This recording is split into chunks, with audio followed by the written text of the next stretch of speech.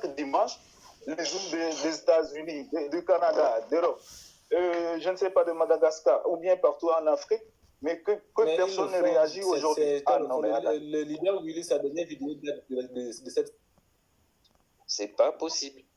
Oui, mais vous comprenez que ça fait perdre confiance. Donc, ça veut dire que la société doit verser 10 000 fois 5 000 $. Donc, 10 000 fois 5 000 $, ça fait beaucoup. Imaginez que ce n'est pas 10 000 personnes, mais 100 000 personnes qui font cette opération. C'est impossible à sortir. Donc, il faut arrêter de se leurrer. Les retraits, actuellement, ce n'est pas possible vu les conditions actuelles de marché.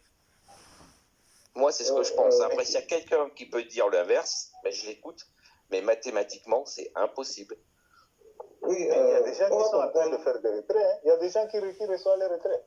Et qui mettent ça dans le Zoom.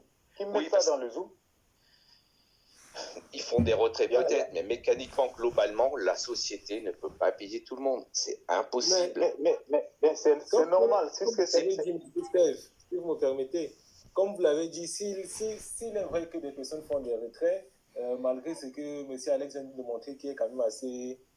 on peut quand même se pencher là-dessus. Ça veut dire qu'ils doivent avoir des affinités et qu'ils le font juste pour noyer le poisson, comme on dit souvent. Mais moi, je dis qu'en fait, non, mais je pense que le problème, c'est qu'ils ne veulent pas assumer. La seule solution, c'est qu'ils disent clairement, une bonne fois, que vu les conditions de marché, ils ne peuvent pas assumer les retraits. Et on passe à autre chose, et les gens arrêtent de se plaindre, et on décide de passer tous en crypto-monnaie V2 en se basant sur la valeur du marché. C'est la seule solution, il n'y en a pas d'autre. Mais d'après vous, pourquoi ils ne le font pas? Comment? D'après vous, pourquoi ils ne le font pas? Pourquoi ils ne le disent pas très clairement? Je ne sais pas. Mais pour moi, faut avoir le courage de le dire aussi, parce qu'ils s'étaient engagés avant à acheter, à faire les retraits à $1. Or, mathématiquement, c'est pas possible. Il faut comprendre un truc. Votre analyse se base sur le fait que le Limocoin reste à ce prix qui est assez bas. Mais si le Limocoin remonte, l'entreprise sera même plutôt gagnante en faisant cette opération-là. Oui, mais il faut qu'elle puisse tenir le temps qu'il remonte. Et en fait, la solution que je propose, qui est de variabiliser la valeur du limo en fonction du marché, c'est une super proposition pour les gens qui achètent des packs maintenant. Imaginez quelqu'un qui achète un pack de 50 000 limos maintenant, quand le limo va atteindre 20 centimes. D'accord? Donc 5 000 $ fois 20 centimes, ça fait à peu près 1 000 €. C'est-à-dire que la personne, elle pourra faire un retrait de 1 000 € avec un limo à 20 centimes si elle achète un pack de 50 000 maintenant. Et si tous les gens comprennent ça... ce que vous dites là est très pertinent parce que déjà que à l'annonce de la V2, c'est tout moi personnellement je pensais ça. Je pensais que l'entreprise devait faire les retraits en fonction de la valeur du limo sur le marché.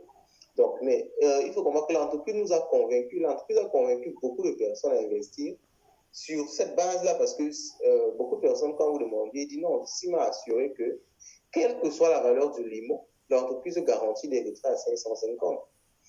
Vous comprenez? Oui, mais ça c'était, en fait, en fait, pour moi, c'est une déclaration comme pour les banques et autres qui disent que quoi qu'il arrive, ils vont soutenir le cours pour qu'il y ait la confiance. Mais la société ne peut pas assumer ça. C'est impossible. C'est impossible. Il faut que les gens le comprennent. C'est impossible. Donc, demandez quelque chose d'impossible. Vous pourrez toujours demander quelque chose d'impossible. Mais vous ne l'aurez jamais. C'est pas possible.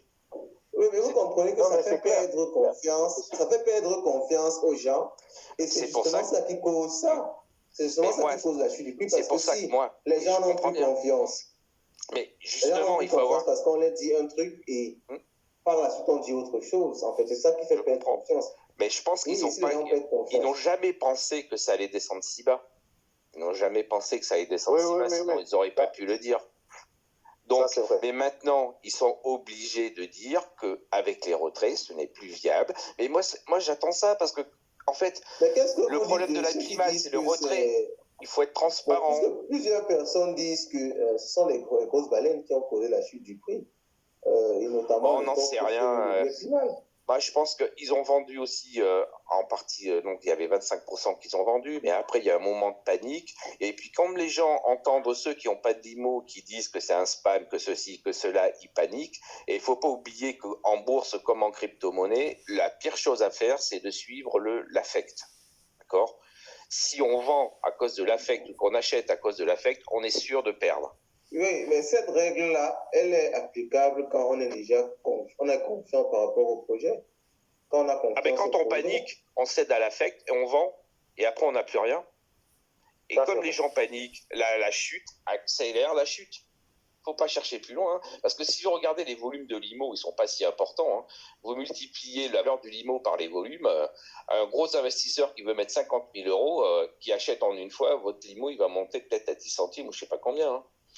Il ne faut pas croire que ça peut très vite évoluer. Hein. Il faut juste attirer des nouveaux investisseurs qui ont suffisamment de liquidités à mettre dans le limo. Mais si vous ne raccordez pas la valeur du cours au volume, si le limo il baisse à 1 centime avec un échange de 10 000 actions, de 10 000 crypto-monnaies, ça ne veut rien dire. Vous voyez ce que je veux dire? Non, je comprends parfaitement, parce que ben là, le problème est là. Ok, le problème est que pour l'instant, l'entreprise n'a pas officiellement annoncé qu'il n'y a plus de retrait. Donc, mais il faut qu'elle le fasse, il faut qu'elle ait le courage de le dire. Il faut qu'elle ait le courage de le dire, ça va crever l'abcès et on va arrêter de parler de ce sujet stérile qui prend tous les gens à l'envers. Ça va avoir l'effet inverse. Ça ne va pas plutôt de plus en plus décourager s'ils disent qu'il n'y a plus de retrait, parce que vous le savez forcément que tout le monde qui est dans le primaire ne maîtrise pas forcément le marché des cryptos.